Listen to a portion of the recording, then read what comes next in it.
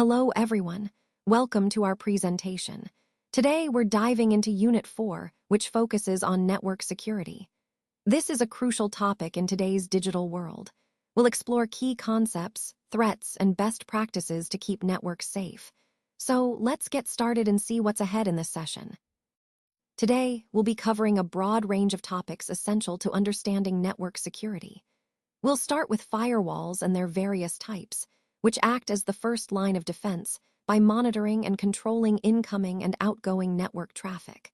Then, we'll look into intrusion detection systems, or IDS, which are designed to identify suspicious activities within the network. Following that, we'll explore intrusion prevention systems, or IPS, which not only detect threats but also actively block them to prevent damage. We'll also compare network-based versus host-based IDS and IPS, highlighting how each operates in different parts of the network. Additionally, we'll discuss signature-based detection, which relies on known threat signatures, versus anomaly-based detection, which identifies unusual patterns that could indicate new or unknown threats. Moving forward, we'll examine virtual private networks, or VPNs, including the different types and how they securely connect remote users or sites. Wireless security is another critical topic, especially given how prevalent wireless networks are today. We'll review key security measures to protect wireless communications. Lastly, we'll touch on the OSI model and TCP/IP stack, which provide the foundational framework for understanding how data travels across networks. All these topics are interconnected and form the backbone of securing modern networks, which is the overarching theme of this presentation. Let's talk about firewalls and the different types of firewalls. A firewall is a crucial cybersecurity tool that helps us monitor and filter network traffic. It works by examining data coming into and going out of our network, whether that traffic originates from outside sources, internal users, or even specific applications. The main goal of a firewall is to prevent malicious traffic requests and data packets from getting through, while allowing legitimate, safe traffic to pass freely. This filtering process is essential because it helps protect our systems from cyber threats, making sure that harmful activities are blocked before they can cause any damage. Understanding firewalls and their types is fundamental because they form the first line of defense in our overall security strategy. They help us control what enters and leaves our network, ensuring that we can maintain the integrity and security of our digital environment. Now, let's explore the 8 types of firewalls and understand their roles in protecting our networks. First, we have the packet filtering firewall. This type filters traffic based on predefined rules, looking at details like IP addresses, ports, and protocols. It's like a gatekeeper that checks if the traffic matches what's allowed before letting it through. Next, there's the circuit-level firewall. This one monitors TCP handshakes and sessions to ensure connections are valid and secure, acting as a checkpoint for session integrity. Moving on, the stateful inspection firewall tracks the state of active connections. It makes smarter decisions because it understands the context of traffic, not just individual packets. Then, we have the proxy or application-level firewall.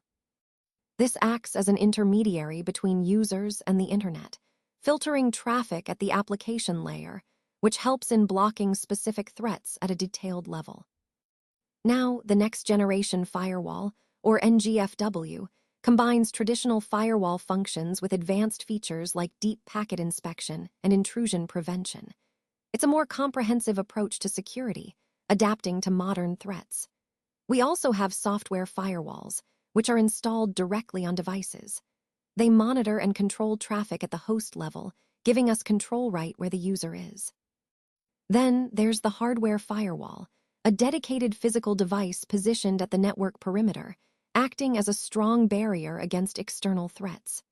Lastly, cloud firewalls are cloud-based solutions that protect cloud infrastructure and services, offering scalable and flexible security.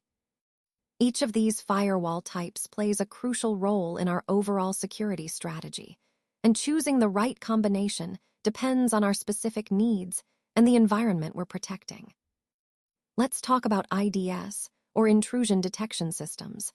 An IDS is a crucial network security technology that was originally developed to identify vulnerabilities and detect attempts to exploit them. Essentially, it's like having a security camera for your network, constantly monitoring for suspicious activity. Its main purpose is to catch potential threats early, before they can cause damage. When we think about overall cybersecurity, IDS plays a vital role in maintaining the integrity and safety of our systems. It helps us identify vulnerabilities that could be targeted by attackers and alerts us so we can respond promptly. Understanding IDS is fundamental because it forms the backbone of many security strategies in protecting our digital environments. Now, let's take a closer look at how an intrusion detection system, or IDS, actually works. Essentially, an IDS continuously monitors the traffic flowing through a computer network. Its main job is to look out for any suspicious activity that might indicate a security threat. It does this by analyzing the data packets traveling across the network, searching for patterns or behaviors that seem abnormal. For example, if there's a sudden spike in traffic from a single source or unusual access attempts, the IDS can recognize these as potential signs of an intrusion. To determine whether an activity is malicious, the IDS compares what it observes against a set of predefined rules and known attack patterns. These rules are like a checklist that helps identify behaviors associated with cyber attacks. When the system detects activity that matches these rules, it doesn't just sit quietly. It immediately sends an alert to the system administrator. This alert is crucial because it prompts a quick response, allowing the administrator to investigate further. The administrator can then analyze the alert, determine whether it's a genuine threat, and take appropriate actions to prevent any damage or further intrusion. So, in the context of our overall cybersecurity strategy, the IDS acts as an essential early warning system. It helps us detect threats early and respond promptly, minimizing potential harm to our network. This slide doesn't contain enough information. That's why we're moving to the next slide. Let's talk about network intrusion detection systems, or NIDS for short. These systems are strategically placed within a network, typically at a planned point, to monitor traffic coming from all devices across the network. The idea is to observe the passing traffic on the entire subnet, giving us a broad view of what's happening. What makes NIDS really powerful is their ability to match this traffic against a database of known attack signatures. So, if there's malicious activity or abnormal behavior, the system can quickly identify it. Once an attack is detected, an alert is sent directly to the administrator, enabling a rapid response. For example, you might install a NIDS on the subnet where your firewalls are located. This way, you can monitor whether someone is trying to bypass or crack the firewall, providing an extra layer of security. Overall, NIDS are essential tools for maintaining network security. They help us detect threats early and respond swiftly, keeping our systems safe from potential intrusions. Host intrusion detection systems, or HIDS, are security tools that run directly on individual hosts or devices within a network. They focus on monitoring the activity that occurs on that specific device. Essentially, a HIDS keeps track of incoming and outgoing packets, so it can detect any suspicious or malicious activity happening on that host. When something abnormal is detected, it alerts the administrator right away, allowing for quick investigation. One of the key features of a HIDS is its ability to take snapshots of system files at different points in time. It compares these snapshots to identify any changes, like files being edited or deleted. If it finds that critical system files have been altered or removed without authorization, the system sends an alert to notify the administrator. This immediate notification helps in identifying potential security breaches early. A common example of where a HIDS is particularly useful is on mission-critical machines. These are systems that are expected to remain stable and unchanging, so any unexpected modifications can be a sign of a problem. By monitoring these hosts closely, a HIDS provides an important layer of security, ensuring that any suspicious activity is caught quickly and acted upon. Overall, HIDS plays a vital role in a layered security approach, helping to protect individual devices from threats and maintaining the integrity of key systems across the network. Now, let's take a look at the detection methods used by intrusion detection systems. The first one is anomaly-based detection.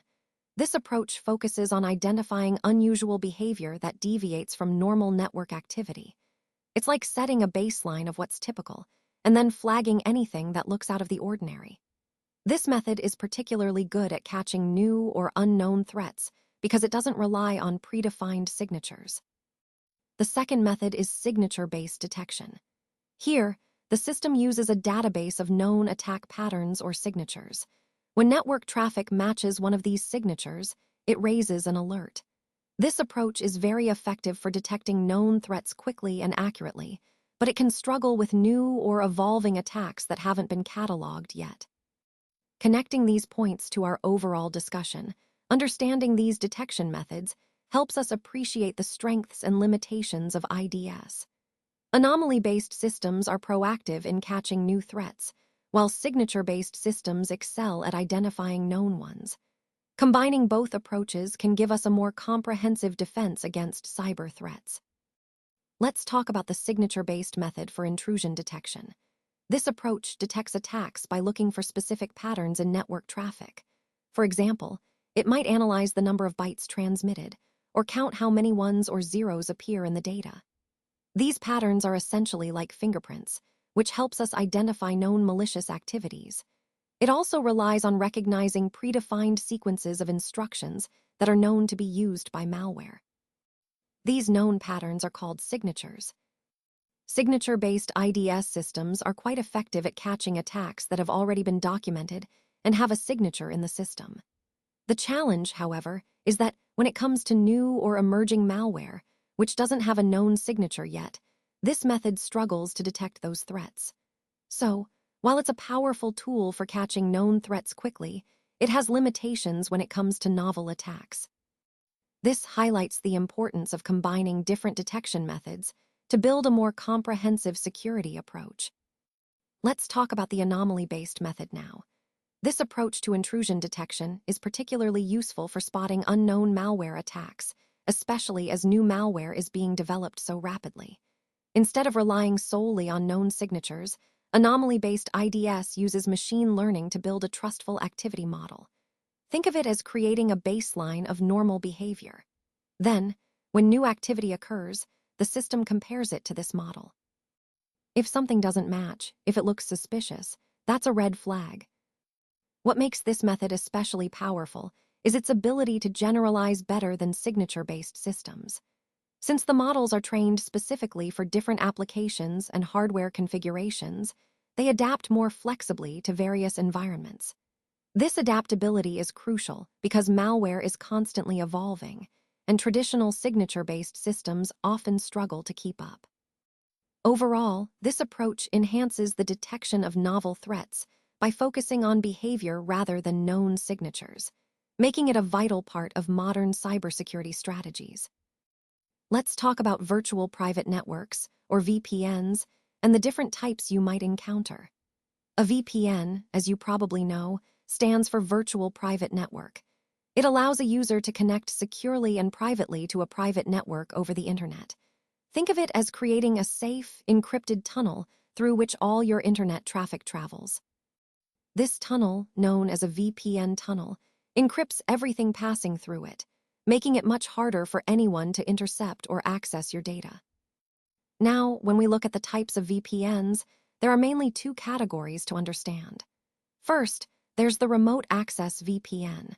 This type is typically used by individual users who need to connect securely to their company's network from a remote location. It provides flexibility and safety when working outside the office. The second type is the site-to-site VPN. This is more common for connecting entire networks, say, between two office locations of a company. It creates a secure link between these sites, allowing them to communicate as if they were on the same local network. Both of these VPN types serve the core purpose of protecting data and ensuring secure communication. which ties into our overall theme of maintaining security and privacy in digital communications. Now let's focus on wireless security. Essentially, it's all about protecting the data that travels through the air between wireless devices. This includes the signals sent from wireless access points, or APs, to a controller device, and in some cases between APs themselves, especially in mesh networks. You'll notice that wireless security also covers the communications between APs and the endpoints, like laptops, smartphones, or tablets, that connect to the Wi-Fi network. Since these signals are transmitted over the air, they are inherently more vulnerable to eavesdropping or interception compared to wired connections. This is why securing wireless traffic is so crucial. It's a key part of maintaining the overall security posture of the network. Without proper protections, sensitive information could be exposed or compromised. So, in the broader context of our presentation, understanding how wireless traffic moves and how to safeguard it helps us build more resilient and secure networks, especially as wireless access becomes even more integral to our daily operations. Today, we're going to explore the various types of wireless security protocols. These protocols are essential for protecting our wireless networks from unauthorized access and ensuring data privacy. First, let's talk about WEP, or Wired Equivalent Privacy. It was one of the earliest security protocols, but unfortunately, it has significant vulnerabilities that make it quite insecure by today's standards. Next, we have WPA, or Wi-Fi Protected Access, which was introduced as an improvement over WEP. WPA uses stronger encryption methods and a better authentication process. Then there's WPA2, which is currently the most widely used standard. It provides even stronger security with advanced encryption methods like AES, making it much more resistant to attacks. Finally, there's WPA3, the newest protocol, which offers enhanced security features, including better protection against brute force attacks and improved encryption. Understanding these different protocols helps us appreciate how wireless security has evolved and why choosing the right protocol is crucial for safeguarding our networks. It all ties back to our overall goal of maintaining secure and reliable wireless communications. Let's take a closer look at intrusion prevention systems, or IPS for short. These systems are essential for identifying and blocking attacks before they can do any damage. They work by constantly monitoring network traffic for signs of malicious activity and then taking action to prevent attacks from happening. They do this by either blocking traffic based on predefined rules or by analyzing behavior to spot potential threats. One key method they use is signature-based detection. Think of this as having a database of known attack patterns. If traffic matches one of these signatures, the system can quickly identify and block it. On the other hand, anomaly-based detection looks for unusual network behavior that doesn't match normal patterns, which could indicate a new or unknown attack. Another important approach is protocol-based detection. This involves monitoring how network protocols are behaving, looking for any unusual patterns or deviations that might suggest malicious activity. Most of these IPS systems are deployed inline, meaning they sit directly between your internal network and the outside world. This positioning allows them to actively block harmful traffic as soon as it's detected, providing real-time protection. Overall, IPS are a critical part of our security architecture because they don't just detect threats, they act immediately to stop them, helping us maintain a secure network environment. Let's take a closer look at the OSI model. The OSI model, which stands for Open Systems Interconnection Model, is a conceptual framework that helps us understand how different network systems communicate. It divides the communication process into 7 distinct layers, each with its own specific function. Starting from the bottom, the physical layer handles the actual physical connection, like cables and switches. Moving up, the data link layer is responsible for reliable data transfer between 2 devices on the same network. Then we have the network layer, which manages routing and addressing, ensuring data gets to the right destination. Next is the transport layer, which provides end-to-end communication and error recovery. The session layer manages sessions or connections between applications, keeping them organized. Above that, the presentation layer is involved in data translation, encryption, and compression, making sure that data can be understood by different systems. Finally, at the top, the application layer is where user interactions happen. Think of web browsers or email clients. Understanding these layers is fundamental because it helps us troubleshoot network issues, design better systems, and ensure compatibility across different devices and platforms. So, in essence, the OSI model is like a blueprint that guides how data travels from one device to another across complex networks. Now, let's take a closer look at the physical layer, which is the first layer in our network security overview. This layer is all about protecting the physical infrastructure of the network itself. Think of it as the foundation that keeps everything secure and operational. First, we have physical security, which involves securing hardware and network devices. This means ensuring that servers, switches, routers, and other critical equipment are kept in secure environments, like locked rooms or cabinets, to prevent unauthorized access or tampering. Next, there's cable security, which is equally important. It focuses on protecting data cables from tampering or physical damage. Whether it's preventing someone from unplugging or cutting cables, or safeguarding against environmental damage, this is about maintaining the integrity of the physical connections that keep our network running smoothly.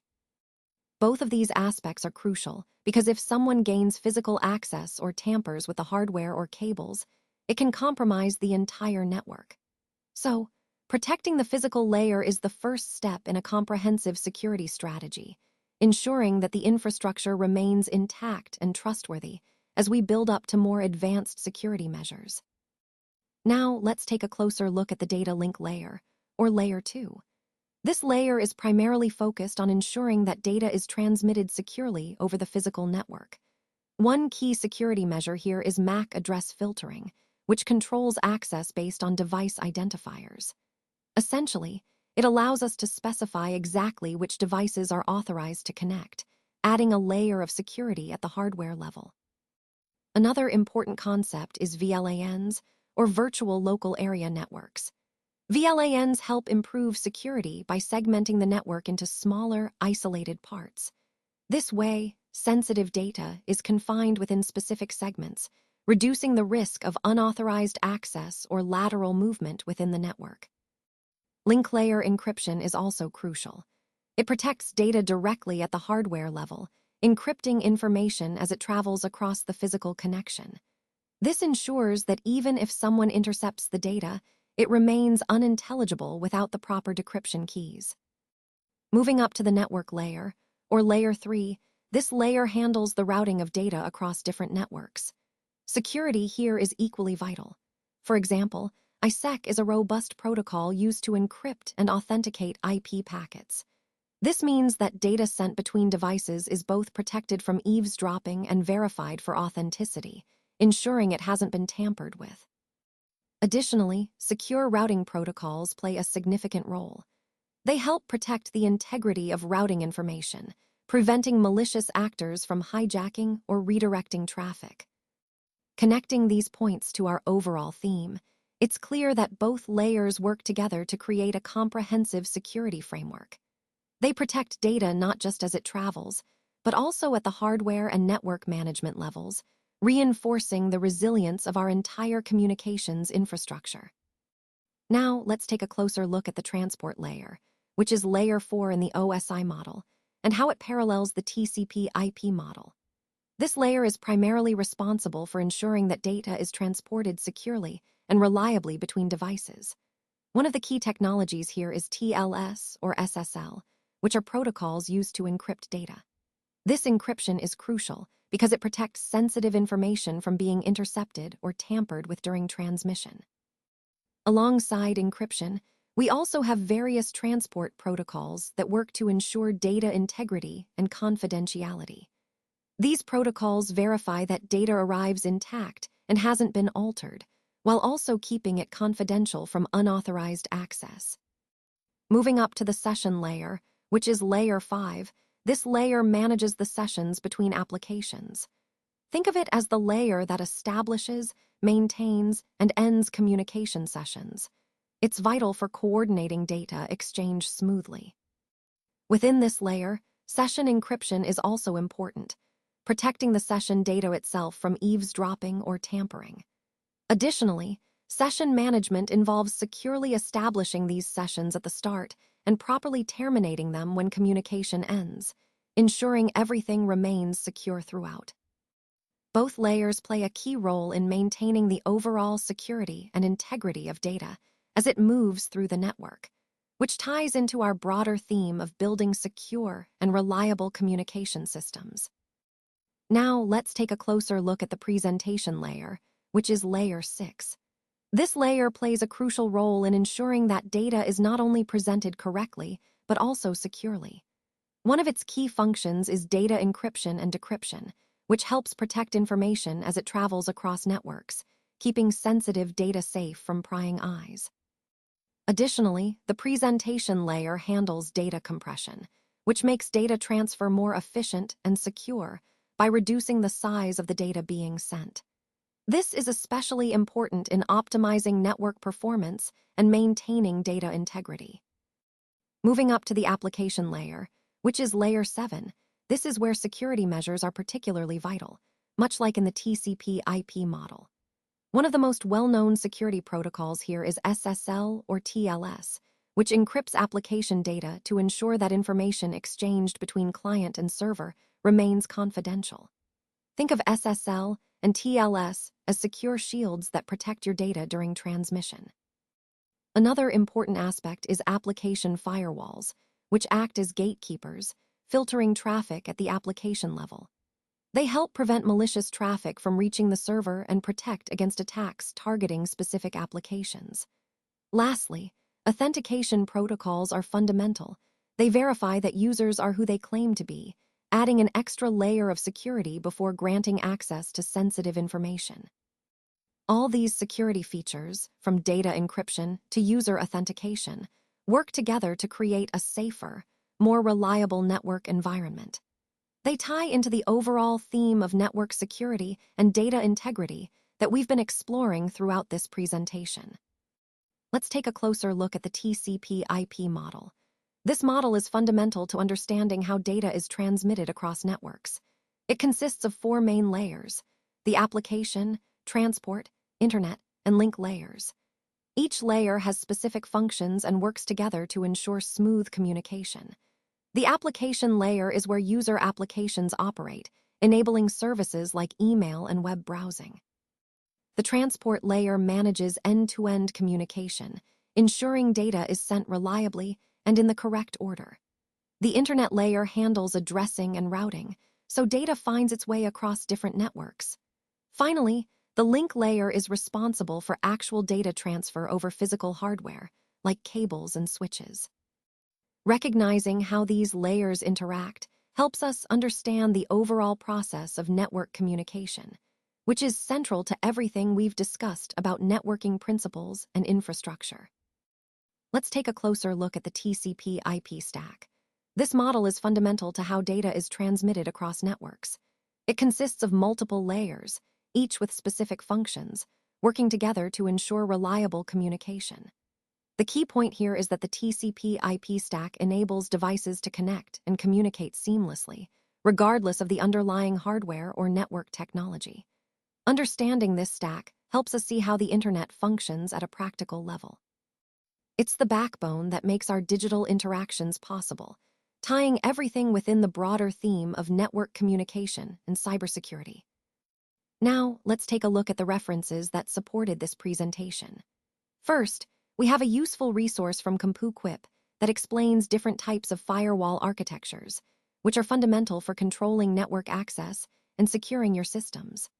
Next, Palo Alto Networks provides an in-depth overview of intrusion detection systems, or IDS, which are crucial for identifying and responding to potential security threats in real time. Moving on, Geeks for Geeks offers a clear explanation of various virtual private network types and protocols, highlighting how VPNs help ensure secure remote connectivity. Then, There's an explanation from AWS about IPsec, a protocol suite that encrypts and authenticates IP communications, making data transfer safer across networks. We also see a resource focused on wireless network security, emphasizing best practices to protect wireless communications from eavesdropping and unauthorized access. Additionally, Geeks for Geeks covers the OSI security architecture, helping us understand how security functions are integrated at different layers of the network stack. Finally, there's a detailed overview of the TCP/IP model, which forms the basis of Internet communication, illustrating how security measures are incorporated into each layer for effective data transmission. All these references underscore the importance of a layered security approach, integrating firewalls, IDS, VPNs, and encryption protocols, which together help protect our networks and data. Connecting this back to our overall theme, understanding these key security components is essential for designing robust, resilient systems in today's interconnected world.